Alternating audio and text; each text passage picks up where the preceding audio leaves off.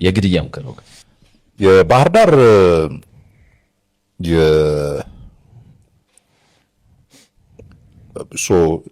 ገና ጊዜም አልተቋቋመም። ግንቦት 7 መተን ነው የአርበኞች ግንቦት 7 እና በየክልሉ እየሄድን እንትን እናደርግ ነበር። ህዝቡን እናነጋግር ነበር እና አማራ ክልል ባህር ዳር ስንሄድ የመጀመሪያ ሳይሆን ከዛ በኋላ ሁለተኛው ላይ ነው ይመስለኛል መጀመሪያ አይደል። ወደዛ ስንሄድ ባይደን ፖለቲካው በጣም ከለሩን በጣም እየቀየረ ነበረ። በጣም ለኛ በፍጹም በማይጥም አይነት እንትን እየተቀየረ ነበር። አማራ ክልል ውስጥ ኦሮሚያ was almost impossible በዛ ጊዜ ሄዶ because እኛ ፈንዳሜንታሊ ያኔ የቆምንበት መርህ ከብሔር ፖለቲካ እንውጣ፣ ወደ ዜግነት ፖለቲካ እንሂድ። ይሄ የብሔር እንትን የእርስ በርስ ግጭት ያጠፋናል። ዋናው የዚህ ለውጥ ዋና እንትን መሆን ያለበት በኢትዮጵያዊነት ላይ የተመሰረተ ፖለቲካ ውስጥ እንግባባት፣ በአይዲዮሎጂ እንለያይ እንትን እንበል ምናምን ነበርና አንፎርቹኔትሊ የለውጡ ከመምጣቱ ጥቂት ዓመታት ፊት ጀምሮ አዲስ አይነት ብሔረተኝነት የአማራ ብሔረተኝነት በሚል ትንሽ በጣም ራቢድ የሆነ የብሔረተኛ እንቅስቃሴ ቤተ አማራ በሚባል ድርጅት ነው የተጀመረው። አክቹዋሊ ሲጀምር እና እሱ ተጀምሮ ነበርና በጣም በፊት ብዙ አማራ አርቲስት ውጭ የነበረን በእኛም ኤክስፒሪየንስ የነበረው የኢትዮጵያዊነት በሚለው ትግል ላይ የምታገኘው እንደው አንድ ብሔር በትልቁ በብሔር የምትከፋፍለው ቢሆን የምታገኘው አማራ ነው። አብዛኛው የኢትዮጵያዊነት የሚለው ነገር ሀዝ እንትን ሬዞናንስ አለው ለብዙ አማራ የተማረ ሰው ወር እንትን ቢል ውጭም ሀገር እንደዛ ነበርና ግንቦት 7ም በነበርን ጊዜ አርበኞች ግንቦት 7ም በነበረ ጊዜ ፕሪዶሚናንትሊ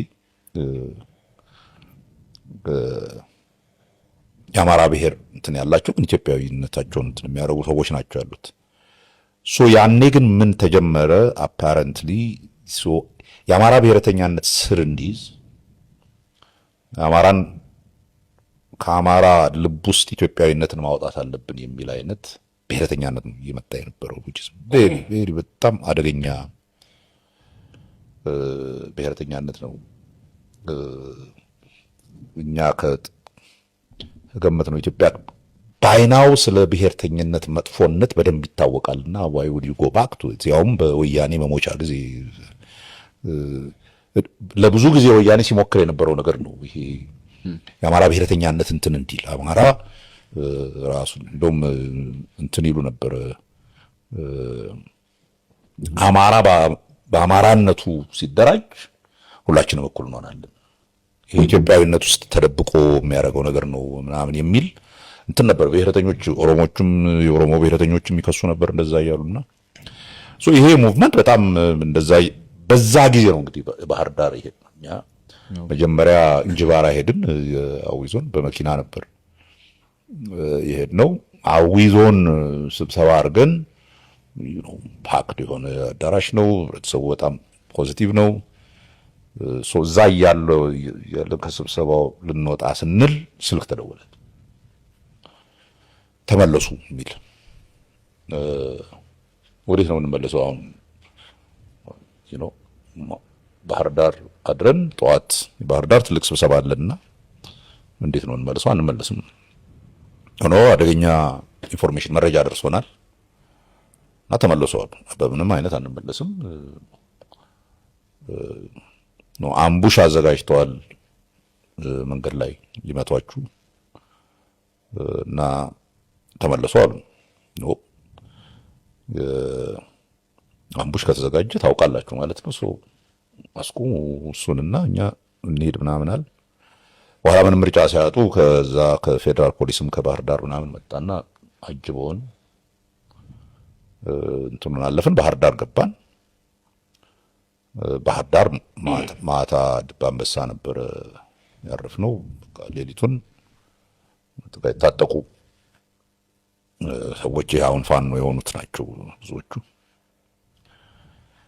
እና ካልገደልን እያሉ ይጮሁ ነበር አሉ። እኔ ግን ተኝቼ ነበር። ምንም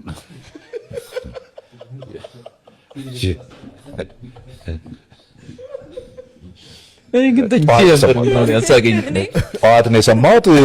በነጋታው ደግሞ እዛ ስብሰባ ቦታ ላይ ሄደውም ተኮሱ ምናምን፣ ግን አልሄድንም። ከዛ ጀነራል ተፈራ ያኔ እዛ የሚሊሻ ኃላፊ ነው ወር ምናምን ነበር።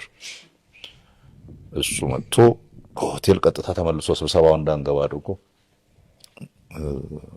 ወሰደን።